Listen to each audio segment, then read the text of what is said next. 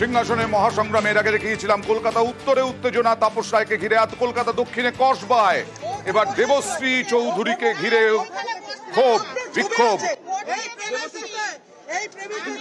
দেখুন ওইখান থেকে উঠে এসছে, পালিয়েছিল আগে। আপনাদের ক্যামেরা আছে, আমার ক্যামেরা আছে, আপনাকে ক্যামেরা তুলে রেখেছি। যান মস্তানি না করে যান। ও তৃণমূলের ওখানে বসেছিল, ও ভোট আপনার ছবি আছে, আপনার ছবি তুলে রেখেছি। জিজ্ঞাসা করবেন যে আমি কখন ভোট অনেকক্ষণ ভোট দিয়েছেন আপনি, ওইখানে আমি আমাকে দেখাতে পালিয়েছেন।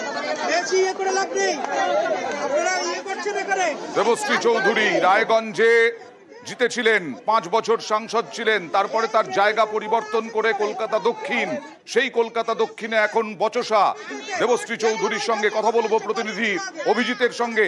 অভিজিৎ, যার দিকে অভিযোগের আঙুল তুলছেন দেবশ্রী চৌধুরী, তিনি কে?